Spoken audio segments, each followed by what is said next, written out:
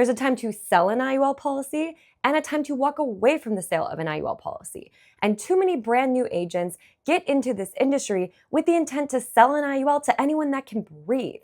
And sometimes that just doesn't make sense. So in this video, we're going to dive into the exact situations and when you should not sell an IUL policy to a client, because if your goal is to build trust and longevity in this industry, sometimes the best sale you could make is the one you need to walk away from. Situation number one, when the client you're talking to doesn't have any money saved.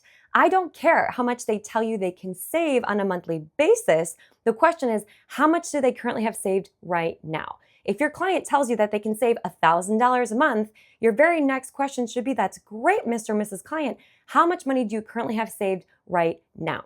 If the answer is nothing, you should 1000% not be selling them an IUL policy. The reason is because an IUL is not liquid. It is not meant to be somebody's emergency fund. If the client doesn't already have an emergency fund built up, if anything were to happen in that first year and they need access to money, they will not be able to get it out of the IUL. And then they'll be mad at who? You, for putting them into an account that they can't get access to their money from. So instead, what I would recommend in this situation is challenge the client and say, you know what? I can see that you can potentially save $1,000 a month, but to just prove to yourself that you can do it, why don't we just start saving that $1,000 a month into a high yield savings account that is liquid? So if you need access to it for any emergency or opportunity, you can get to it. But let's challenge them to do this for at least 6 months. And after 6 months, if they have saved $1,000 a month or whatever they can save into that high yield savings account without needing to touch it, then they have proven to you that they actually have savings habits and they're in a position where they could potentially be looking at opening up an IUL policy. For example, I had a young client that wanted to do this exact same thing. He told me he could save $1,000 a month. I saw no track record of that savings habit. I challenged him to do that into a high yield savings account, and he would call me every single month to let me know that he saved that money and that he hadn't touched it just yet. And when the 6 months were up, I looked at his savings habits and I could see, okay, he's in a position where he hasn't touched it. Now we can consider opening up an IUL policy. But I would never recommend that every dollar they tell you they can save should go into the IUL.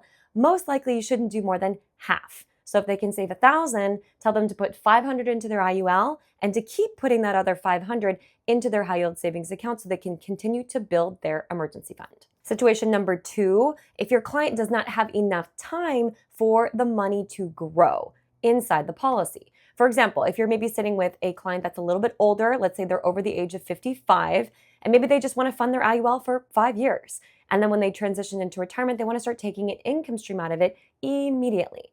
Well, your very first question should be to the clients, well, how much can you max fund your IUL with every single year for the next 5 years?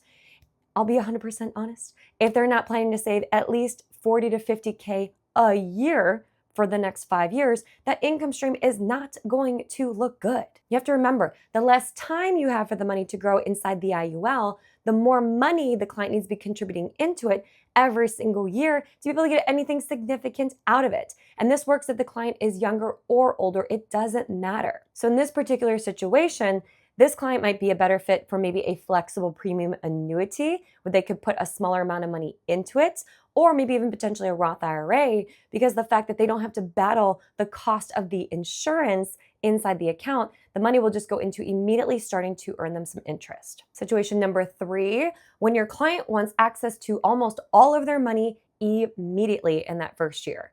For example, I had a client one time that came to me that said he wanted to deposit $100,000 one time into the IUL with the intent to borrow almost all of that right back out immediately. If you don't know, with IUL policies, the most amount of money you can get access to within that first year is typically somewhere between maybe 50 to 55, maybe 60% at the absolute most of what they contribute if they're max funding the policy from day one in that first year. So if somebody's goal is to get access to 100 or almost all of their money in that first year, an IUL is not going to make sense. It doesn't matter how you design it. There is no way to make this work. You'll see this a lot of times with business owners and investors where their goal is to get access to a lot of their cash in that first year. These guys might be a better candidate for potentially a whole life policy because with whole life insurance, if it's max funded in that first year, you can typically get access to a maximum of about 90% of what you contributed, which is way better than 50 to 55%. Situation number 4, and this is one you need to look out for as an agent, is if your client seems a little crazy. Yes, they do exist. And what do I mean by the client being crazy? Maybe something just seems a little bit off. Maybe they're yesing you. Maybe they're head nodding you a lot, but you can tell they're not fully comprehending, or they're not following along with what it is you're trying to explain, or maybe they're already giving you a hard time in the beginning of working with them. I have to tell you, friends, it's not going to get better. In situations like this, a lot of times you can feel if the client isn't fully understanding what you are sharing with them.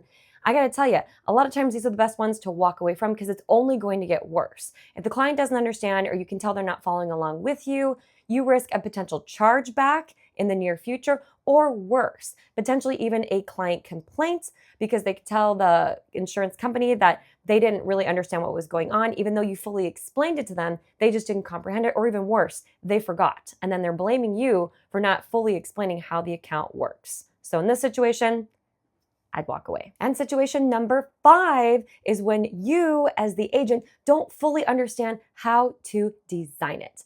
IULs are very simple, yet extremely complex. There's a lot of moving parts and pieces, and if you don't fully understand what levers to push at what time, you could really screw over a client's financial portfolio by designing the IUL incorrectly.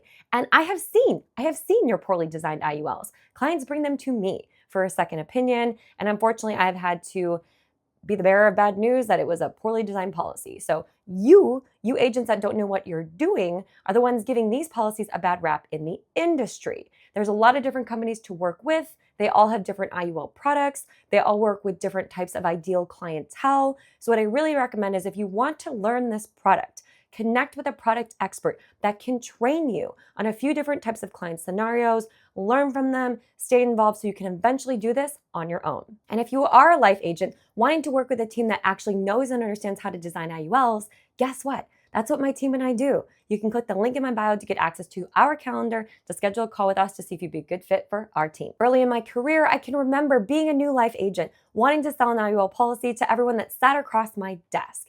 But what I eventually learned was just because you can sell an IUL doesn't mean you should. Sometimes the best sale you can make is the one that you know you need to walk away from. Your goal should be to build a good reputation and to build credibility for yourself in this industry, and people will respect you more if you know when to say no. But if you're a new agent and you want to learn more about how to design these policies correctly, I've linked a couple videos here for you to take a look at so you can be a better agent out there on the field. Make sure you subscribe so you don't miss another video teaching you the interworkings of how these accounts work, and I will catch you back here next week on YouTube.